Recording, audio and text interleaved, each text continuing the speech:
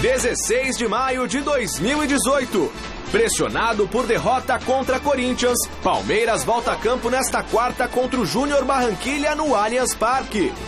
Grêmio supera Monagas e gramado ruim na Venezuela e também garante classificação às oitavas. Amanhã é a vez do Corinthians entrar em campo. Vitória contra Deportivo Lara assegura timão na próxima fase da competição sul-americana. E ainda, as últimas informações do São Paulo. E com direito à réplica de taça da Copa do Mundo, Cafu e Sérgio abrem bar na zona sul da capital paulista. Olá, boa noite. Daqui a pouco, às 9h45, o Palmeiras encara o Júnior Barranquilla pela Libertadores. O Verdão já está classificado para as oitavas de final e entra em campo em busca da liderança geral da competição sul-americana. Por isso, vamos fazer contato agora com o repórter Fernando Gavini, que está lá nas imediações do Allianz Parque e nos traz mais detalhes dessa partida. Boa noite, Gavini. Boa noite, Michele. Grande abraço para você, Flávio também, Garrafa, todos que acompanham o Gazeta Esportiva. Falamos aqui em frente ao Allianz Parque, movimentação ainda muito tranquila nos arredores. Claro, o jogo é só às 9h45 da noite. Um jogo que, como a Michele disse, vale para o Palmeiras a liderança geral na Copa Libertadores da América. A campanha do Palmeiras é ótima. Dos 15 pontos disputados até agora, conquistou 13, são 4 vitórias e 1 empate até agora, invicto na competição.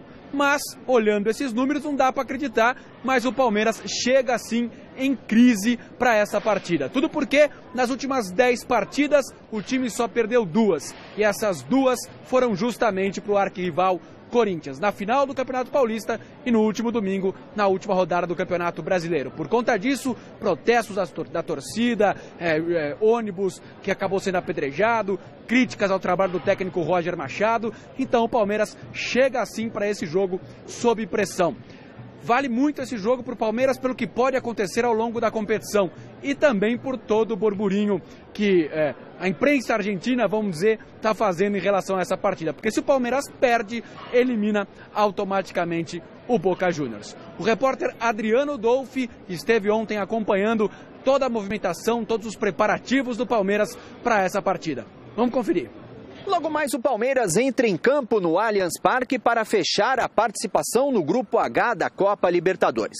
Já classificado, o objetivo agora é conquistar a melhor campanha no torneio. A principal novidade será o retorno do meio-campo Guerra ao time, jogador que não atua por 90 minutos desde o dia 2 de dezembro no Campeonato Brasileiro. Não gosto de ficar no banco porque acho que meu espaço está no campo, mas respeito a decisão de Roger. Sempre trabalho para jogar 1 minuto, 2 minutos, 90 minutos, sempre com a certeza de fazer as coisas bem. Depois que decide se jogo ou não jogo, é comissão técnica, mas sempre respeitando a decisão deles, sempre. Quando o Verdão estreou na Copa Libertadores, jogou justamente contra o Júnior Barranquilla na Colômbia, vitória por 3-0. A expectativa agora é de um jogo bem mais complicado. Isso porque os colombianos estão brigando por uma das vagas no grupo para a próxima fase de oitavas de final. Boca Juniors da Argentina, que enfrenta o Alianza Lima em Buenos Aires, está de olho nessa partida. E o Guerra falou justamente sobre o profissionalismo que a equipe deve ter logo mais no Allianz Parque. Eu estava pensando muito isso e acho que aqui somos profissionais, não? Vamos jogar para vencer e eles têm que ganhar e solamente que dependem do resultado de nossa equipe, mas não vamos pensar nisso. Nós temos que pensar em ganhar e fazer bom jogo. Penso que eles vão sair a buscar jogo. E isso é bom para a gente porque vai conseguir espaço e vai conseguir jogar a vezes com contragolpe e isso é bom para a gente. Pelas palavras do Guerra, dá para perceber que o Palmeiras vai levar a sério sim a partida, vai tentar buscar o resultado, vai tentar terminar a primeira fase com uma campanha que seria espetacular, né? Com 16 pontos, 5 vitórias, 1 empate, seria uma campanha realmente excelente. Só que o técnico Roger Machado não vai escalar a formação principal, a tendência é que ele poupe alguns jogadores por conta de desgaste e também alguns jogadores, por exemplo, o Felipe Melo e o Keno têm 2 cartões amarelos cada um, estão pendurados. Se eles jogarem o jogo de hoje e tomarem um amarelo, eles correm o risco de ficarem suspensos, quer dizer, eles serão suspensos para as oitavas de final. Agora, se eles não jogarem, os cartões são zerados e eles ficam à disposição do treinador a partir das oitavas de final. Então, esses são 2 jogadores que certamente não estarão em campo. O Adriano Dolfi conversou também com o técnico do Júnior de Barranquilha. E olha só, o treinador da equipe colombiana se mostrou surpreso com a crise e a pressão vivida pelo Palmeiras. O adversário do Palmeiras não realizou o reconhecimento do gramado no local da partida, o Allianz Parque. Preferiu realizar um rápido treinamento no CT Joaquim Grava, na zona leste de São Paulo. Foram permitidos apenas 15 minutos de imagens. Quem conversou com a imprensa foi o técnico Júlio Começanha. Em um raro momento de descontração na entrevista, ele disse que vamos jogar com 12 atletas, quando foi perguntado sobre os prováveis 11 titulares. Vamos jogar com 12, em vez de 11. Em quanto a nomes? Não. A respeito de 2 atletas da sua equipe convocados para a seleção colombiana, no caso Tiara e Theo Gutierrez, ele disse que nunca deixou de pensar que ambos seriam convocados. Agora é hora de esperar a lista definitiva, que eles possam disputar a Copa do Mundo da Rússia. Nunca deixei de creer ou de pensar que não iam estar nessa lista. Agora vamos ver a outra. Ojalá que tenha a possibilidade de ir. Começanha foi perguntado a respeito do momento de pressão da torcida palmeirense em relação à equipe. Para ele, o Palmeiras está a 2 pontos do líder do Campeonato Brasileiro. Estão classificados também para a próxima fase da Copa Libertadores. Ele não consegue entender o que os torcedores estão pensando. Que os torcedores me perdoem, mas não sei o que podem pedir a uma equipe que está tão bem. Não sei aonde existe uma tragédia, muito menos drama, que estão encenando por aqui. O Palmeiras merece muito respeito. Generando aqui em Brasil, para mim, Palmeiras merece o maior dos respeitos. Começanha falou em determinado momento da entrevista a respeito de um clima em Buenos Aires para que o Boca Juniors se classifique com o Júnior Barranquilla perdendo ou empatando em São Paulo. Está nascendo em Buenos Aires algo que me dá muita tristeza. Dúvidas a respeito da honestidade e dignidade de alguns jogadores para gerar um clima de pressão com a torcida do Palmeiras. Costumo dizer que o ladrão pensa pela sua condição, pois ele pensa que os outros são desonestos como eles.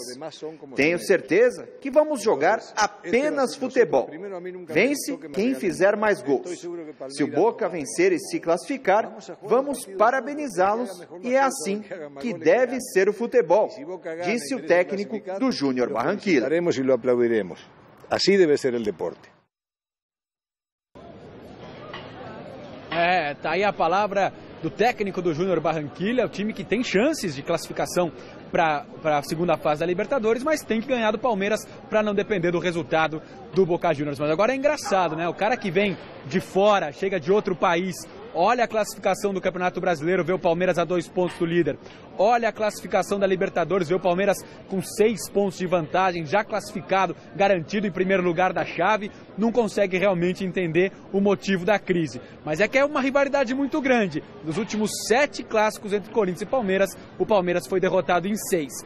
E o único que ganhou foi uma vitória que não valeu muita coisa, né? Porque foi no primeiro jogo da final do Campeonato Paulista e a decisão o Palmeiras acabou perdendo, né, Michele? Verdade, Gavini. Muito obrigada aí por todas as informações. Agora eu toco a bola aqui para os nossos meninos comentarem esse jogo aí. O que a gente pode esperar do Palmeiras nessa noite? Boa noite, Garrafa. Boa noite, Flávio. E aí, Garrafa? Boa noite, Michele. Boa noite, Flávio. Boa noite você acompanhando o Gazeta Esportiva. Os nossos repórteres, os nossos colegas mostraram bem um apanhado do que representa o jogo dessa noite lá no Allianz Parque. Não é? O Palmeiras, para quem chega de Marte, como disse o Gavini, se você olha, Um jogo tranquilo para o Palmeiras, que vale uma liderança apenas, entre aspas, geral no campeonato, na Copa Libertadores, para que ele possa levar vantagem caso venha chegar a decisão, sempre decidindo em casa. Mas não é assim, futebol não é assim. O Palmeiras pode estar bem em todas as competições, mas existe uma competição paralela, uma competição, um campeonato à parte, chamado Corinthians e Palmeiras, Palmeiras e Corinthians. E esse é um campeonato dos mais importantes, E nesse campeonato o Palmeiras está muito mal, muito mal. Então o jogo de hoje, ele ganha uma importância muito grande, não só pelo fato do Boca e o Júnior Barranquilla estarem envolvidos aí, brigando por vaga, e o Palmeiras já classificado. Ele tem uma responsabilidade muito grande pelo fato do Palmeiras tentar conquistar essa vantagem, mostrar para a torcida que é uma equipe que consegue reagir às adversidades. O Palmeiras vem muito machucado desses confrontos contra o Corinthians.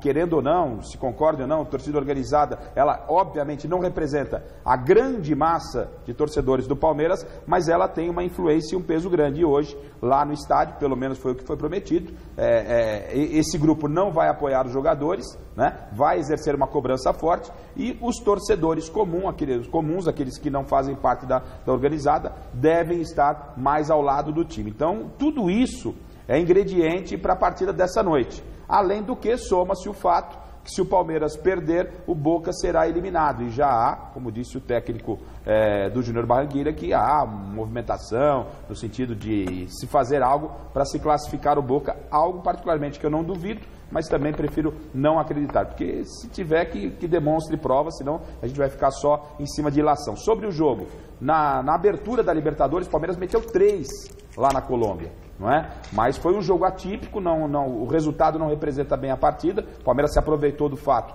do Júnior Barranquilla ter tido um jogador expulso com 5, 10 minutos, o Palmeiras fez uma boa partida e conquistou esse resultado. Então é um jogo complicado, é um jogo do emocional, é um jogo que o Palmeiras precisa muito da vitória para respirar com um pouco de maior tranquilidade, porque a gente sabe que as alamedas lá do Palestra Itália, né, elas ainda existem muitas cornetas por lá, né, Flávio? Boa noite. Boa noite, Garrafa. Boa noite, Michel, amigo do Gazeta Esportiva.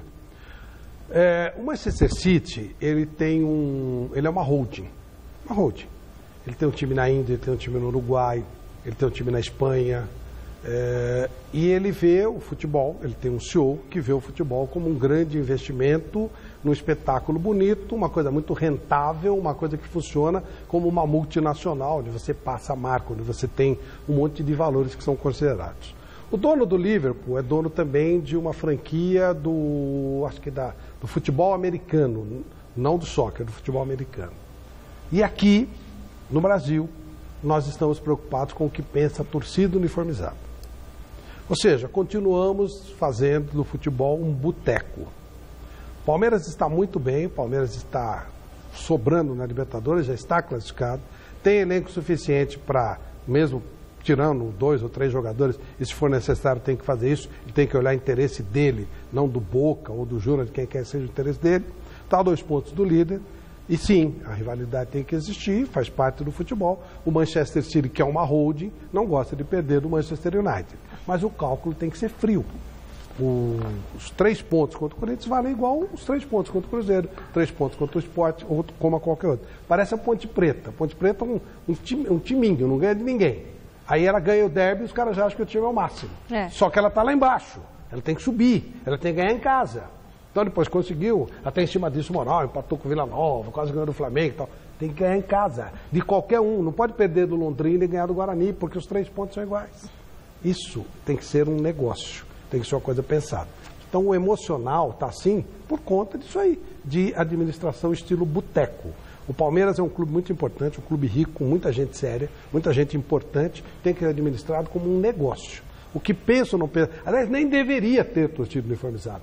Eles deveriam agir porque usam a marca do Palmeiras indevidamente. Isso também. Não tem torcida uniformizada do Barcelona, do City. Eles têm que pagar royalty para usar o nome do clube. E muitas empresas nem investem, porque eles não querem ver as suas marcas com torcedor uniformizado, que de uma hora para outra mata uma outra pessoa.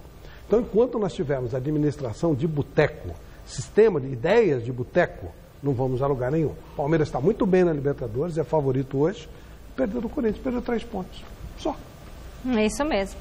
Bom, e depois aí de mais uma derrota para o Corinthians, o Palmeiras vive outro momento turbulento na temporada, jogando pressão na partida de logo mais. Por isso a gente quer saber o seguinte: Roger Machado, você acha que ele cai em caso de derrota para o Júnior Barranquilla?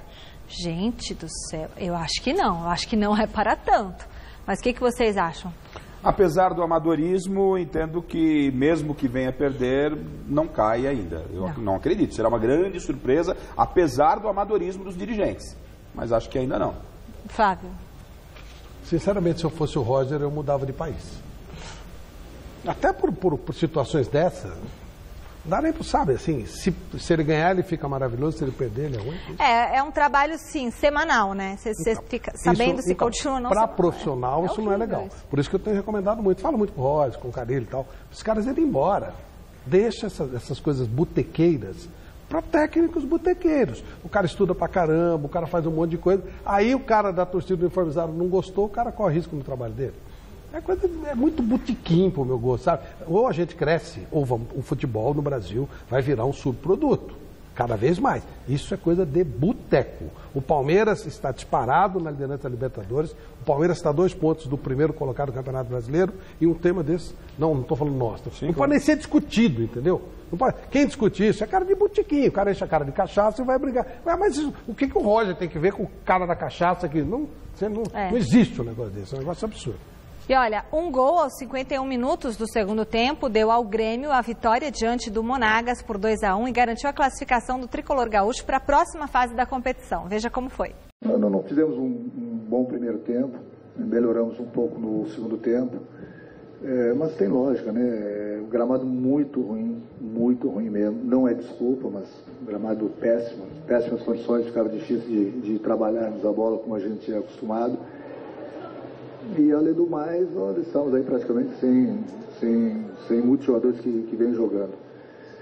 Mas, na final de contas, acho que prevaleceu a vontade, a garra do jogador do Grêmio. No final ele é interessante mesmo, mas o mais importante de tudo é que o Grêmio conseguiu a vitória e agora depende de si próprio para conseguir mais uma vitória na última partida em casa e ficar com o primeiro lugar do grupo. O Grêmio, de forma acertada, ele levou uma equipe mesclada em função dos compromissos que tem em outras competições, e o jogo foi morno, até o Grêmio vencia até o finalzinho da partida, ganhou nos 5 minutos finais, uma emoção muito grande, né? Porque saiu um gol contra do Kahneman, acabou empatando a equipe venezuelana e na sequência, na saída de bola, pênalti para o Grêmio aos 47, o Grêmio venceu por 2-1. Mas isso à parte, foi muito legal a postura do Renato Gaúcho na entrevista coletiva e muito mais valioso do que os 3 pontos, não é? O Grêmio se solidarizando com o povo venezuelano e teve que montar toda uma estratégia em voo fretado, levar medicamento, enfim, tudo que o Grêmio se utilizou lá, ele acabou levando, porque na Venezuela, como não é novidade para ninguém, o povo venezuelano passa por uma necessidade muito grande, por um problema político. E os jogadores também acabaram lá se reunindo, ajudando um grupo de pessoas. E aí há quem diga, mas isso no Brasil também tem, a boleirada não faz. Existem, sim, claro, existe aqui no país vários pontos que a gente tem, muita gente vivendo à base de miséria. Mas o povo venezuelano, um país inteiro, passa por necessidade. Então toda essa estrutura que o Grêmio teve que levar para a Venezuela para a partida de ontem, o mesmo está acontecendo com o Corinthians, que vai em voo fretado para o jogo de amanhã com o Deportivo Lara, depois volta direto para Recife. Então, fica aqui o nosso carinho à diretoria do Grêmio, aos jogadores, ao Renato, pela atitude que tiveram aí, de até compaixão com o povo venezuelano. É muito triste ver um vizinho, né, um povo vizinho, na situação. Os caras estão passando muita necessidade. Não que no Brasil a gente não viva, em alguns pontos, ou na grande maioria do país, também uma situação ruim, mas bem diferente do que vive hoje a Venezuela. Mais 3 jogos movimentaram a rodada de ontem na Libertadores. Veja os gols. É varziano na Libertadores, não. Tem campo, não é à toa que entra cachorro. Vocês viram os campos? Tudo vazio, tudo esculhambado. A Libertadores, ela é a nossa Champions League. É inacreditável. Cara, eu fico cabreiro de passar por chato, resmungão. Mas, poxa, não é possível. Nós estamos falando de um Palmeiras, uma coisa gigante, e o que a torcida uniformizada pensa pode pesar lá dentro. Não dá. Nós estamos falando da nossa Champions. Olha os estádios, tudo vazio, tudo de qualquer jeito. Esse tá feio demais, tudo hein? Esculhambado. A gente vê um negócio desse numa Champions League? É ridículo. Então não dá para fazer campeonato assim. Se esses caras não conseguem pôr público no jogo de Libertadores, não pode disputar. Não disputa, faz uma coisa maior. Faz com os americanos, faz com o canadense, faz em Honduras. Faz tá bonito, ó, isso aí tá bom. Não tem condição. Os jogos, tem jogo que tem carro dentro, caminhão. É um negócio absurdo. Olha isso, gente. Parece o Desafio ao Galo. Lembra do Desafio ao Galo? É o terceiro não dá, né? Não tem condição. Bom, além de Palmeiras e Júnior Barranquilla, mais 2 jogos movimentam a rodada desta quarta pela Libertadores. O Boca Juniors recebe o Alianza Lima às 9h45 na Bombonera. No mesmo horário, o Flamengo enfrenta o Emelec do Equador em jogo que pode garantir ao rubro-negro uma vaga para a próxima fase da competição. O Maracanã é o palco do jogo entre Flamengo e Emelec e será a primeira vez que a torcida rubro-negra poderá apoiar a equipe no estádio após o clube cumprir a suspensão de 2 jogos com portões fechados por conta da confusão na final da última Copa Sul-Americana. Fazer aquilo que a gente tem feito principalmente nesses últimos 3, 4 jogos, né, de Maracanã cheio, transmitindo aquela energia que eles sabem mais do que ninguém que transmitir para dentro de campo. E também a gente, jogadores, dentro de campo, fazer a nossa parte. E para fazer a parte que lhe cabe para garantir a classificação antecipada, basta apenas vencer o time equatoriano para, enfim, espantar o fantasma das eliminações, já que o Flamengo caiu na primeira fase nas últimas 3 edições da competição. Acho que as coisas se desenrolaram bem pra gente, né? E só dependemos de nós nesse jogo, com a vitória dentro de casa, para classificar. Então isso que a gente tem que buscar já desde o primeiro minuto, como eu falei. Claro, respeitando, sabendo que é um adversário difícil, né? O jogo lá também foi um jogo difícil, né? Como tem sido de todos os jogos desse grupo, mas nós temos condições de fazer o nosso melhor e sair o vencedor. Para a partida, o técnico Maurício Barbieri terá força máxima. A grande ausência será o atacante Paulo Guerreiro, que teve a punição por doping ampliada e não joga mais esse ano. Henrique Dourado é a bola da vez.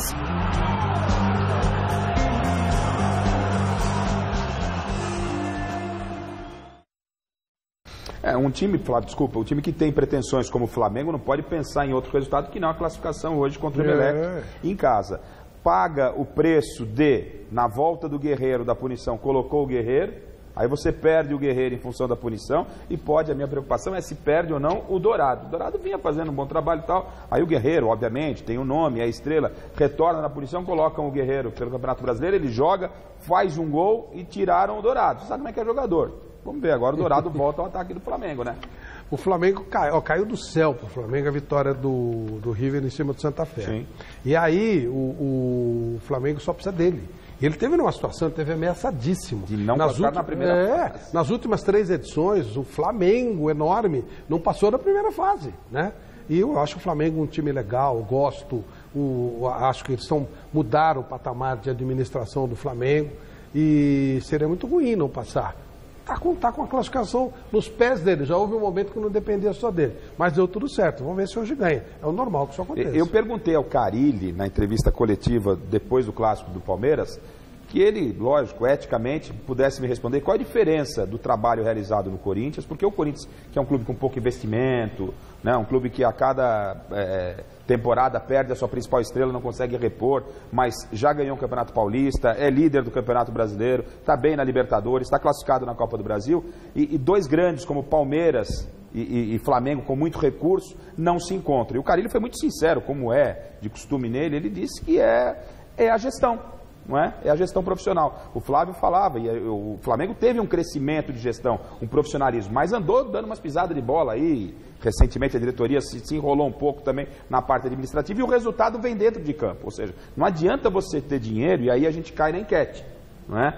Perde um clássico, vai ser mandado embora. Tem que ser profissional. E o Corinthians tem mantido toda uma filosofia, uma diretoria. Quando o Tite perdeu lá atrás, né? Para a equipe colombiana lá, para o Tolima. O André segurou. O André segurou, tá aí. Até veio, porque não tinha dinheiro para pagar multa, né? Verdade. Mas enfim, tirou do que viu, acertou do que não viu, tudo bem. E o Palmeiras tem mantido uma linha profissional. O Paulo Nobre foi espetacular, o pessoal que está aí, o pessoal da Crefisa, o pessoal do Gagliotti, eu acho que está fazendo um trabalho legal. Não pode entrar em barulho.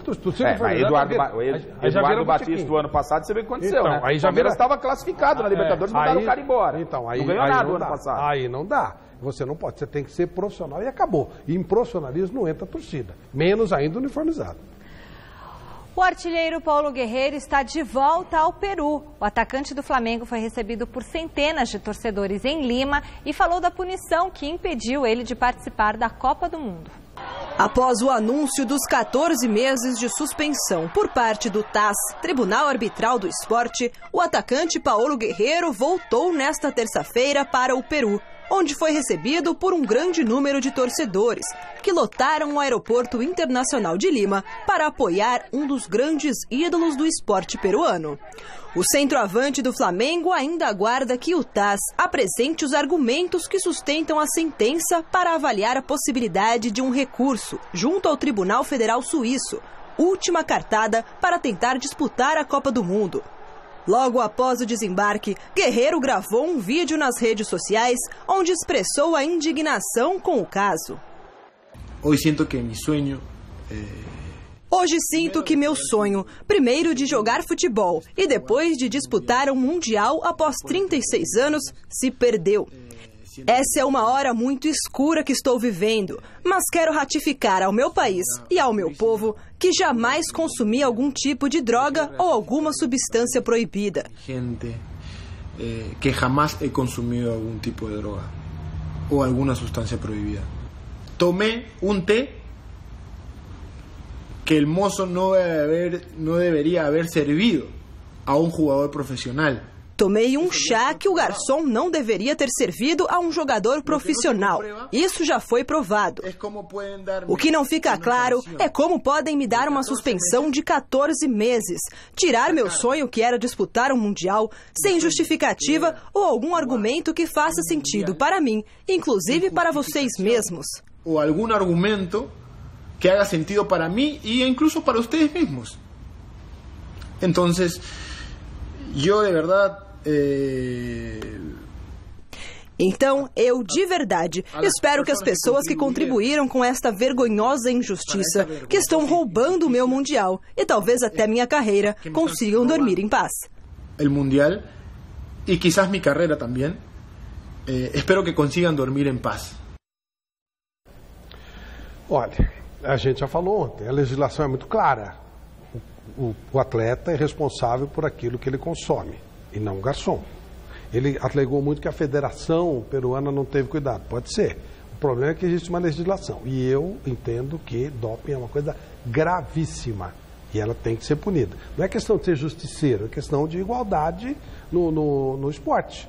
Se um cara se dopa e o outro não, agora ele alega que tomou um chá. Todo mundo alega tudo. Aqui, lembra que alegaram que foi a farmácia de Santa Bárbara, o outro alegou que foi um pãozinho, o outro alegou que foi remédio para o cabelo. Ninguém fala, que nunca foi nada, nunca ninguém fez nada. Então, é complicado. Não dá para você... Vou ficar feliz com o momento que o Guerreiro está passando? Não tenho nada contra ele. Mas, realmente, eu acho que a punição por doping ela tem que ser muito séria. Não pode deixar barato, não, porque é uma coisa muito grave.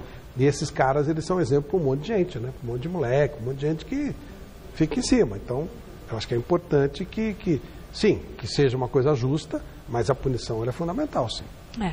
Bom, e agora há pouco rolou a decisão da Europa League entre o Olympique de Marseille e Atlético de Madrid. Com uma atuação consistente, o time espanhol ganhou com certa facilidade por 3-0, com 2 gols do atacante Griezmann e 1 de Gabi. O futebol espanhol só tem o Barcelona e o Real. Quando o cara falar isso pra você, você sabe que ele não entende de futebol, tá? Você pode perder tempo com ele, ou você pode rir, ou não liga. O Atlético de Madrid ganhou esse campeonato agora, que é mais importante. Olha o estádio que nós vemos agora há pouco de Libertadores. Sevilha ganhou um monte. O Villarreal, Betis, que vai disputar uma competição desse nível e tal. Então, de novo, Foi o Barcelona ou foi o Real que ganhou? Foi o Atlético de Madrid, né? Tá bom, tá legal. A Liga das Nações de Vôlei segue rolando em Barueri. Agora há pouco, nossas meninas fizeram um jogo duro contra o Japão, mas ganharam por 3-1. A seleção de José Roberto Guimarães volta a entrar em quadra nesta quinta, desta vez contra a Sérvia. E 2 partidas abriram ontem a 6ª rodada do Campeonato Brasileiro da Série B. Criciúma e Juventude ficaram no 0-0. Esse jogo aconteceu no estádio Heriberto Wilson em Criciúma. Já o Avaí se deu bem ao golear o CRB em Maceió por 4-0. Veja os gols. No estádio Rei Pelé, em Maceió, o CRB foi atropelado pelo Avaí. No rebote do goleiro João Carlos Rodrigão, aquele mesmo ex-Santos abriu o placar. Aos 29, Renato recebeu na entrada da área e com categoria tocou no canto direito para ampliar a vantagem. O terceiro do time catarinense saiu dos pés do lateral esquerdo Capa.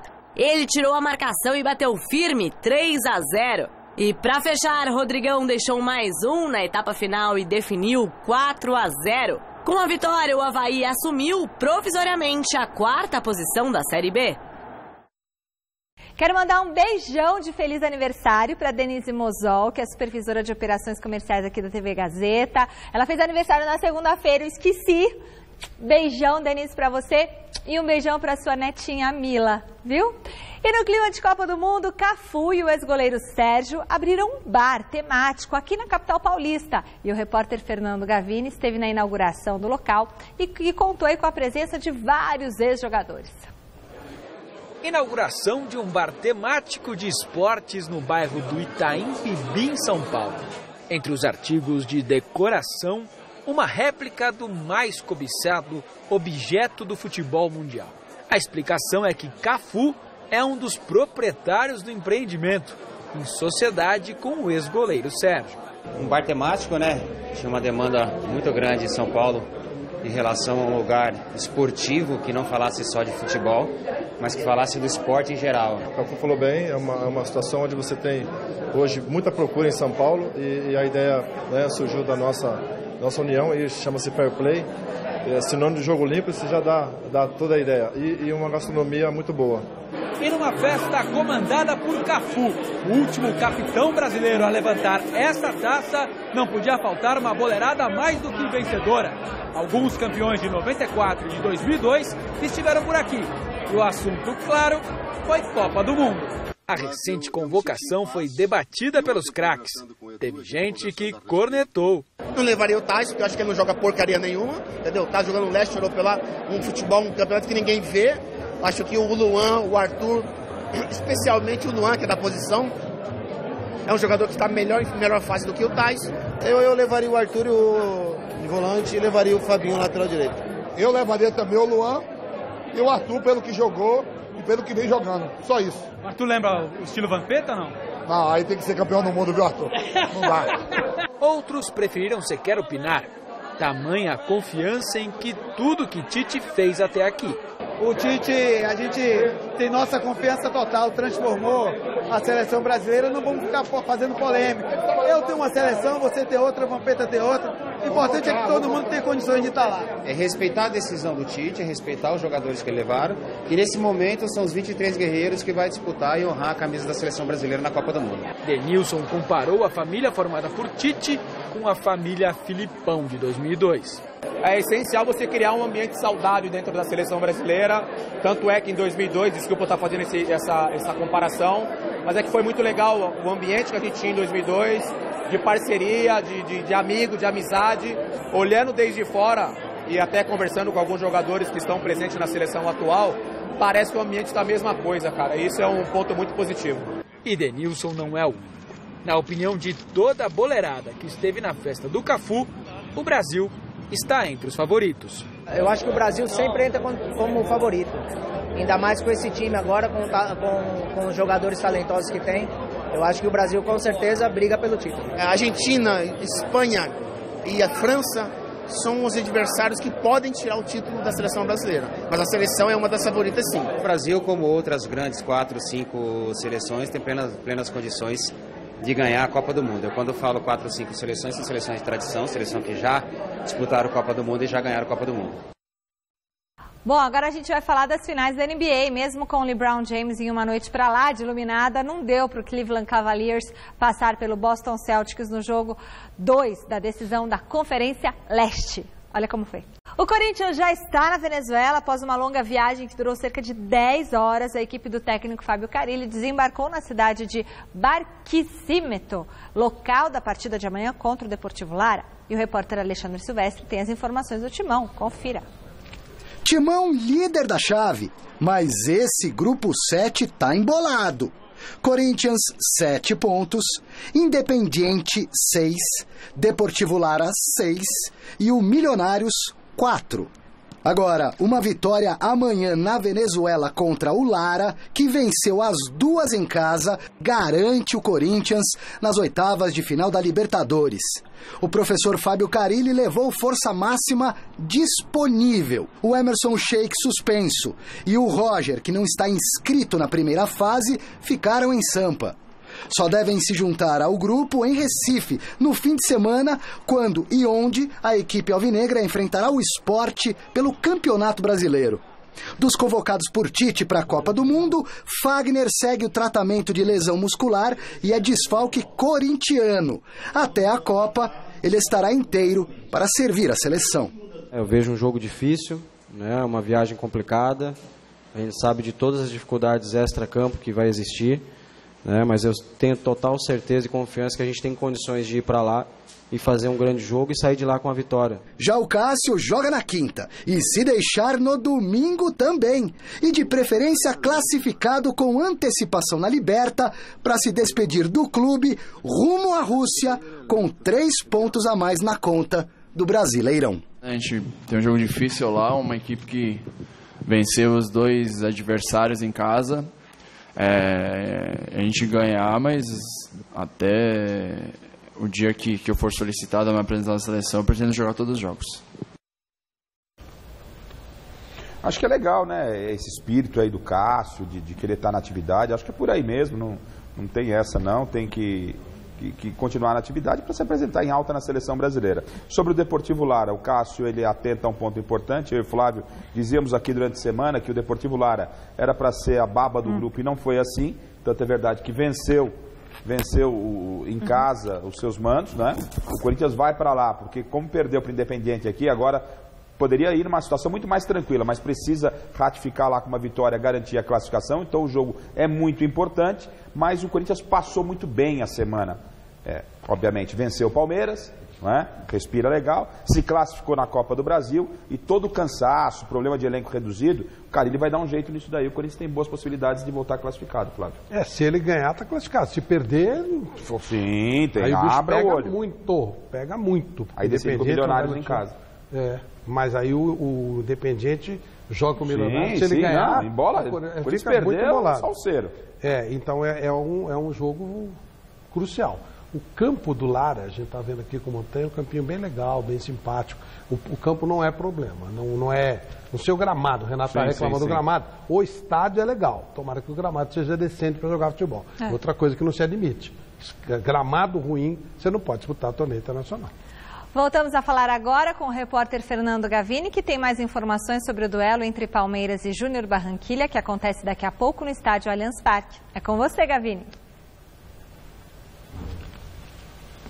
Muito bem, Michele, voltamos a falar aqui do Allianz Parque. Daqui a pouco, daqui a algumas horinhas, né? Às 9h45, tem Palmeiras e Júnior de Barranquilla pela última rodada da primeira fase da Copa Libertadores da América. Quase que escapou um campeonato brasileiro aqui. Bom, Palmeiras vem para esse jogo muito provavelmente escalado pelo técnico Roger Machado, com uma equipe diferente da que vem atuando no Campeonato Brasileiro. A tendência é que apenas o Dudu, que está suspenso no Campeonato Brasileiro, seja escalado como titular neste jogo diante do Júnior de Barranquilla. O Palmeiras precisa da vitória, como já dissemos, para garantir a primeira colocação geral da Copa Libertadores da América. Já o Júnior de Barranquilla precisa vencer para não depender do Boca Juniors, do resultado do Boca Juniors, e conseguir a classificação para a segunda fase da Copa Libertadores da América. Vamos dar uma olhadinha então na escalação, no provável Palmeiras para enfrentar o Júnior de Barranquilla na noite desta quarta-feira. Vamos conferir. Jailson, Mike, Luan, Thiago Martins e Vitor Luiz. Thiago Santos, Tietê e Guerra. Johan, Dudu e William. Técnico Roger Machado. Do Júnior de Barranquilha, o jogo é muito importante, é uma decisão. A equipe precisa vencer de qualquer maneira. Por conta disso, todos os seus principais jogadores estarão em campo. O time vai com força máxima para tentar derrotar o Palmeiras em pleno Allianz Parque. É um time que tem jogadores convocados aí para defender a Colômbia na Copa do Mundo. É um time que vai tentar dificultar de todas as maneiras possíveis o jogo desta quarta-feira para a equipe do Palmeiras. O Palmeiras, como eu disse, já está classificado, garantido em primeiro lugar do grupo. O Júnior de Barranquilha tem 1 ponto apenas à frente do Boca Juniors, por isso precisa vencer para não depender do resultado de Boca e Aliança. Vamos ver como é que chega o Júnior de Barranquilha para essa partida. Vieira, Piedrahita, Ávila, Pérez e Arias. Cantillo, Pico, Xará, Hernández e González. Theo Gutierrez. Técnico Julio Começanha. É esse o time colombiano, quer dizer, provável time colombiano para enfrentar o Palmeiras. Agora começa a ter um pouquinho mais de movimentação, um pouquinho mais de cara de jogo aqui no entorno do Allianz Parque. A gente já consegue ouvir uma batucada por lá de lá, a polícia já fechou a rua, já começou a montar aqui o esquema para daqui a pouquinho abrir os portões para que os torcedores comecem a entrar no estádio, onde às 9h45 da noite, Palmeiras e Júnior de Barranquilha vão jogar por aqui. Michele. Muito obrigada, Gavini. Bom trabalho para você amanhã. Em toda a cobertura completa desse jogão aqui no Gazeta Esportiva. Beleza? Não, fica só essa expectativa aí de que forma os jogadores do Palmeiras vão se comportar hoje, né? Eu acho que disse anteriormente, tem muito aspecto emocional, né? Muito mais do que taticamente, tecnicamente, e por isso o jogo ganha numa enormidade o que pode acontecer. Vamos ver como é que o Palmeiras tem jogadores experientes lá, o próprio Dracena. Eu acredito que o Palmeiras supere, tem tudo para superar, a fase é boa, classificado de forma antecipada, Copa do Brasil está bem encaminhada a classificação, Campeonato Brasileiro está a 2 pontos do líder, o Palmeiras tem tudo para administrar esse momento Corinthians, não é? Pode pintar aí o Corinthians e Palmeiras, já pensou um Corinthians e Palmeiras na Copa Libertadores de novo? Pode pintar, e aí a grande chance de recuperação, o Palmeiras tem que seguir o caminho dele. Aí sim, né? Já pensou se o Palmeiras ganha do Corinthians na Libertadores? Aí, né? As experiências dos dois não foram boas para o Corinthians em Libertadores. É verdade, é verdade. Bom, agora vamos falar do São Paulo. Só volta a campo no próximo domingo para enfrentar o Santos.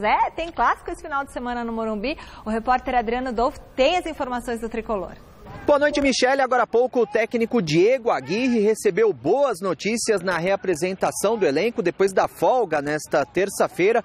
2 jogadores que estavam lesionados treinaram normalmente.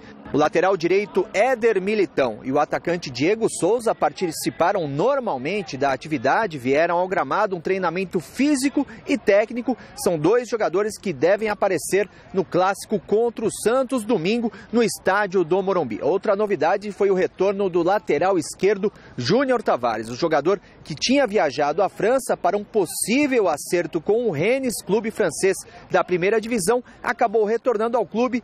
Não houve acordo, não houve interesse por parte do Rennes, ele já se apresentou e está à disposição do técnico Diego Aguirre. 3 baixas no treinamento de hoje. Rodrigo Caio, jogador que não foi convocado para a seleção brasileira, está no Refis realizando tratamento médico. 2 jogadores foram dispensados da atividade por causa de uma amidalite. O atacante Everton e o lateral esquerdo Reinaldo. O São Paulo, que em 5 jogos conquistou 1 vitória e 4 empates, única equipe invicta desse torneio, está almejando sim uma vitória para tentar alcançar os líderes, já que está a 3 pontos de distância do primeiro colocado.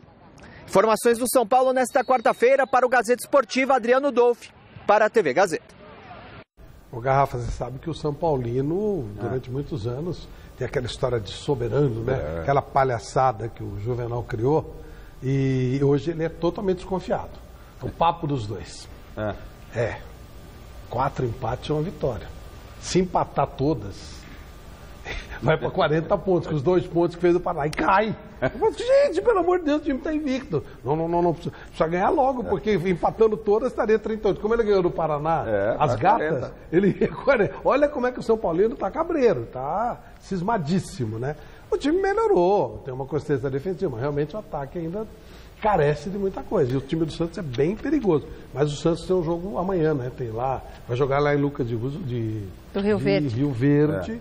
E o São Paulo está aí descansando, na boa, vamos ver. Talvez até pela vitória que o Santos fez no jogo da ida, não é? Pode dar uma administrada, priorizar o clássico, porque o Santos precisa, ele teve 2 vitórias importantes contra Paraná e Luverdense, se reabilitou, entre aspas, emocionalmente da paulada que levou do Grêmio, mas vai para um choque de um clássico, é uma outra questão, e o Santos vai ser cobrado por isso, né? Então vamos ver como é que o Santos se comporta, e o São Paulo, é isso que a gente vem dizendo, o São Paulo está desenhado, uma linha de defesa, tudo, agora precisa evoluir um pouquinho mais, o clássico do final de semana promete, claro, você que está em casa já sabe, vai ter tudo dessa partida, seleção brasileira e muito mais, o nosso Mesa Redonda. Vamos para o resultado da nossa enquete? Roger Machado cai em caso de derrota para o Júnior Barranquilla? A maioria dos nossos telespectadores diz que sim. 55% dos votos. Eles querem ver o circo pegar fogo, isso sim. A gente vai encerrando por aqui. Flávio Prado volta domingo no Mesa Redonda, eu também. Amanhã também estou aqui. Mas, Garrafa, você vai viajar amanhã, não? Não, só no domingo. Domingo, a Garrafa vai para Teresópolis, cobertura de tudo da seleção brasileira. E a gente encerra homenageando Billy Cobham, um dos maiores bateristas, viu, Garrafa? De todos os tempos, claro. Flávio. Completa hoje ele faz quantos anos? 74 anos. Beleza. E não me convidou para o aniversário dele. E tá vivo, hein? Tá bom ele. Que coisa, hein? Ele é bom baterista. Vamos ouvir? Vamos. Tchau.